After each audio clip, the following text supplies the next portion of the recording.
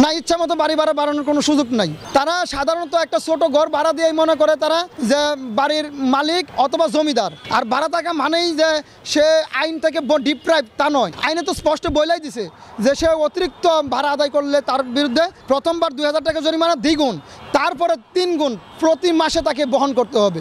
বর্তমানে আমরা দেখতে পাই ঢাকা শহরের প্রত্যেক জায়গায় যে বাড়ি ভাড়া নিয়ে একটা অকারেন্স ঘটে এবং সেই সূত্র ধরে মামলার আবির্ভাব হয়, যাহার জন্য ভুক্তভোগীরা অনেক ভুক্তভোগী হয়েছেন এবং আমাদের দেশের আইনশৃঙ্খলা অবনতির দিকে যাচ্ছে।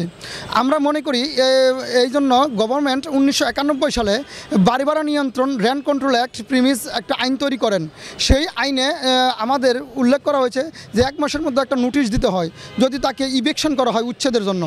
এবং আমাদের আইনে বলা আছে 23-এ যদি সে মালিক যদি তাকে উচ্ছেদ করতে যায় তাকে আইনের 23 দ্বারা তাকে জানাতে হবে এবং 23 দ্বারা বাড়ি ভাড়া নিয়ন্ত্রণের 23 দ্বারা সেটাকে ফলো করতে হবে।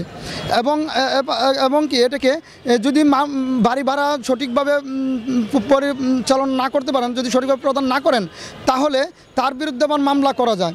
এবং ভুক্তভোগী যারা ভাড়াটিয়া তাদের একমাত্র আইনজ্ঞ হিসেবে কন্ট্রোল অ্যাক্ট নিয়ন্ত্রক, যাকে বাড়ির মালিক বা ঢাকা শহরের মালিক, তারা অত্যন্তভাবে সেটা সুচারুভাবে সুনির্দিষ্টভাবে সেটা পরিচালনা করে থাকেন।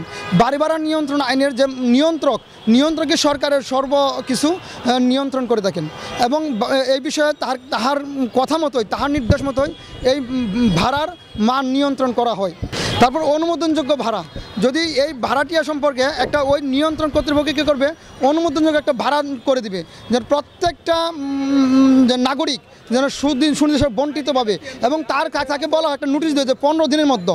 এই 15 দিনের মধ্যে সে কোনো কিছু মামলা দায়ের করতে পারবে না যে বাড়ি ভাড়ার জন্য। এবং তার এটা যদি 23 দ্বারাই বলা হয়েছে মানসম্মত ভাড়ার অতিরিক্ত যদি ভাড়া আদায় করে তাহলে তাকে অর্থদণ্ড দিবে এবং প্রথমবার হবে 2000 টাকা, দ্বিতীয়বার সে বাড়ির মালিককে 5000 টাকা জরিমানা করবে। এই 5000 টাকা কীভাবে আদায় করবে? পাবলিক ডিমান্ড রিকভারি অ্যাক্ট আছে একটা 1913, সেই 1913 ওই সেকশন অনুযায়ী সেটা আদায়যোগ্য হবে। কোথায় আদায়যোগ্য হবে? দেওয়ানি আদালত সিভিল প্রসিডিউর কোড অনুযায়ী সেটা আদায়যোগ্য হবে। সিভিল প্রসিডিউর কোড 1908 সালের অনুযায়ী এটা আদায়যোগ্য হবে। বাড়ি ভাড়া নিয়ন্ত্রণ আইনের 1991 সালের নিয়ন্ত্রক 2-এর ধারায় এটা বলা আছে যে বাড়ির মালিককে এবং সিটিজেনকে সে নিয়ন্ত্রণ করতেছে, যাকে কন্ট্রোলার বলা হয়। সেই একমাত্র বাড়ি ভাড়া সম্পর্কে, সিটিজেন সম্পর্কে, নাগরিক অধিকার সম্পর্কে সব কিছুই সেখানে বিচারের বা নোটিশের ব্যবস্থা করে তারপর সরকার ওই ধার্য অনুযায়ী সেটার ব্যবস্থা নেই।